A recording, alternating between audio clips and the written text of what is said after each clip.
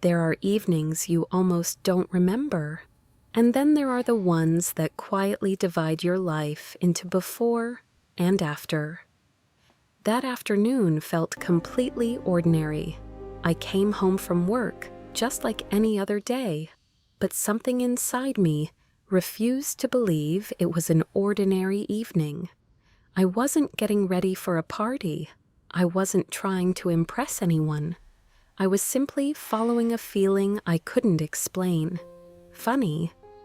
We spend so much of our lives waiting to feel ready, yet some of the most important moments begin while we're still full of doubts.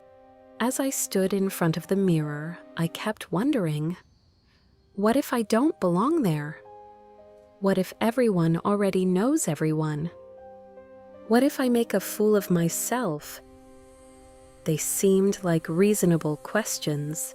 Looking back, none of them were the right ones.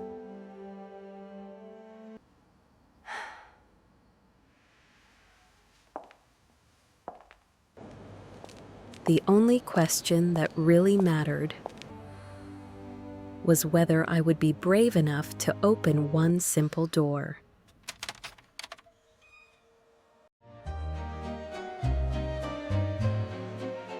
The moment I stepped inside,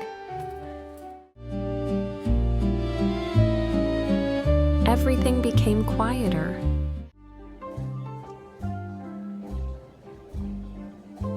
Not because there was less sound, because everything suddenly seemed to have its own place.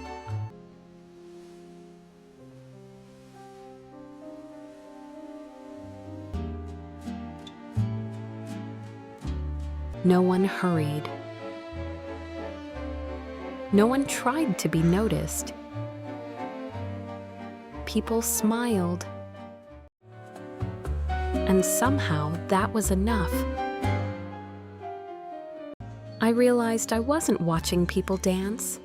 I was watching people listen to the music, to each other, even to the silence. Thank you for the dance. My pleasure. There were rules. Thank you. But nobody explained them.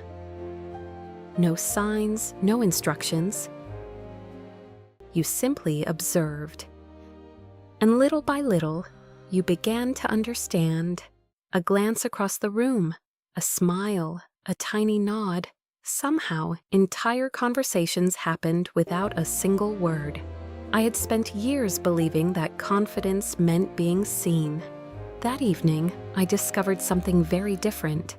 The most elegant people in the room were the ones who never needed to attract attention. They simply belonged. And for the first time, I wondered if perhaps, one day, I could belong too. We never really know the exact moment our lives begin to change. Sometimes it starts with nothing more than a glance. We hadn't danced, we barely knew each other's names. And yet, I already felt safe. That surprised me. Tango asks something very unusual. It asks two strangers to trust each other before they know each other.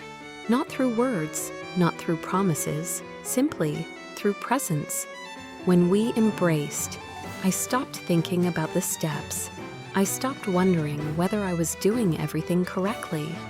For the first time that evening, I simply listened to the music, to the silence between the notes, to another person's breathing, and somewhere between one breath and the next, my fear quietly disappeared.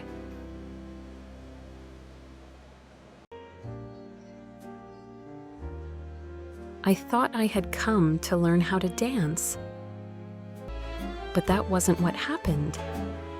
That evening, I learned how to trust.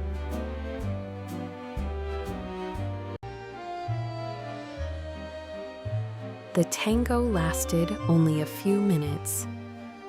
The feeling never really ended.